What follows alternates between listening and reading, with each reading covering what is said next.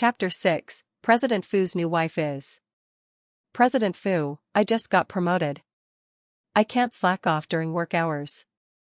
Otherwise, the rumors about me and Assistant Xu will just get worse. Xu Yiyi wrapped her arms around his neck, speaking coquettishly, deliberately bringing up the subject. Fu Siwang's face darkened. Come to my office after work tonight, he ordered, gripping her chin and speaking in a low voice. Xu Yiyi pecked his S**XY, thin lips and, appearing to agree sincerely, nodded. All right. Before leaving, she mischievously slipped her hand inside his zipper and gave a light squeeze. Fu Siwang nearly pressed her down onto the desk right then and there.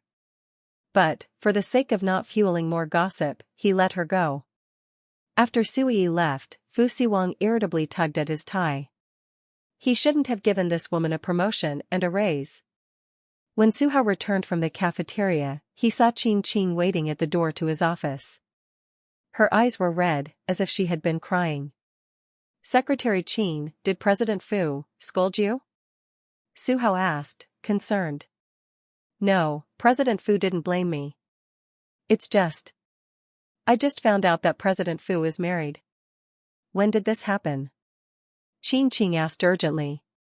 It's been a month, Su Hao replied. Assistant Xu, who is President Fu's new wife.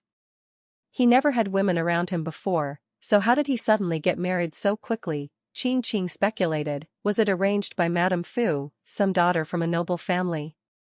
That was the only explanation Qing could think of.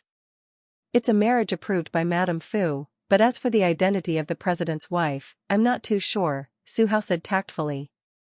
President Fu doesn't want to make it public for now. Qing understood, indeed, it was likely a family-arranged marriage by Madame Fu. That meant she still had a chance. In marriages like these, there usually wasn't any affection involved. Otherwise, Fu Siwang would have revealed something about his wife's identity. She could continue to wait for them to divorce. After work, the secretaries gradually left one by one. Xu Yiyi was the last to go. Naturally, she didn't leave the company directly but went to the president's office upstairs. When she entered, Fu Siwang wasn't there, so she guessed he must be in a meeting. Tired from the day, she leaned back on the sofa to rest, and soon, she fell asleep. When Fu Siwang returned, he saw her lying on the sofa. She was wearing a pencil skirt, her straight, slender white legs exposed, impossible to look away from. He took a few long strides toward her. Bending down, he kissed her pink lips. Xu Yiyi woke up from the kiss, feeling a bit annoyed. But she couldn't show it and had to go along with it. The atmosphere in the room became increasingly heated. The man's large hand slid under her skirt, but just then, a loud ringtone interrupted the mood. Fu Siwang frowned impatiently and had no choice but to release the woman in his arms and pick up the phone. Xu Yiyi glanced at the caller ID, it was by Xu Qing. Fu Siwang swiped the screen and put it on speaker. Bai Shuqing's cheerful voice came through, Uncle, I forgot to save Auntie's phone number last night. I'm shopping near Fu Corporation right now. How about we have dinner together? I'll treat you and Auntie. Do you have time? You should be off work by now, right? Fu Siwang didn't respond immediately but looked over at Xu Yiyi beside him. Xu Yiyi clung to his arm, neither shaking her head nor nodding. She only looked at him with an I'm fine with anything expression, leaving the decision up to him. I still have a meeting, Fu Siwang replied coldly. That's perfect. Auntie and I can wait for you downstairs at Fu Corporation, have some coffee and dessert while you finish your meeting, Bai Shuqing said excitedly. Fu Siwang. Xu Yiyi. Use my name to book a private room at Blue Shore. We'll join you shortly, Fu Siwang said, holding Xu Yiyi by the waist as he spoke into the phone. Your aunt and I will be there soon.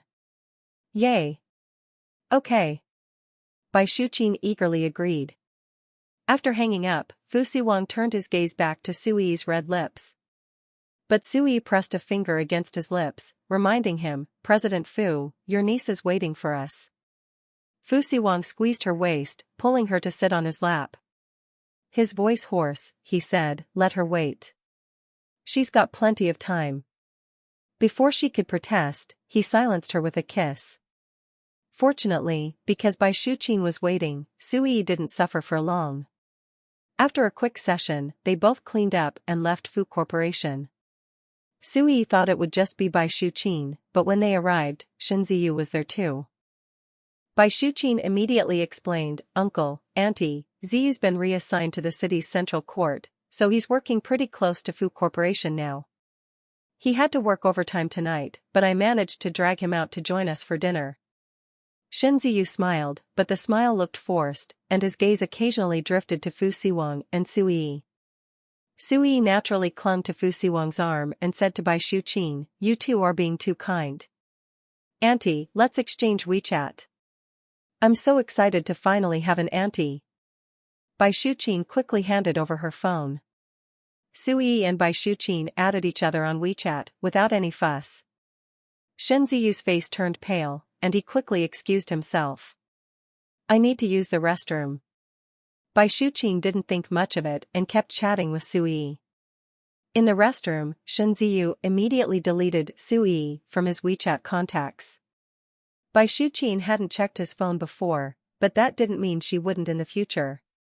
If she found out he had Xu Yiyi as a contact, she would surely start asking questions.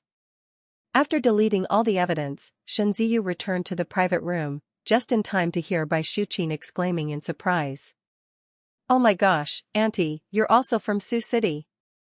Ziyu's from Sioux City too. What a coincidence." Shen Ziyu felt dizzy, almost stumbling. "Ziyu, you're just in time. Auntie is from Sioux City, just like you. Isn't that a coincidence?" Bai Shuqin beamed, finding Xu Yiyi even more endearing. Shen Ziyu's expression stiffened, and he avoided eye contact. "Haha, what a coincidence." Xu Yiyi smiled as well. "I didn't expect my niece-in-law to be from Sioux City too. It really is quite the coincidence."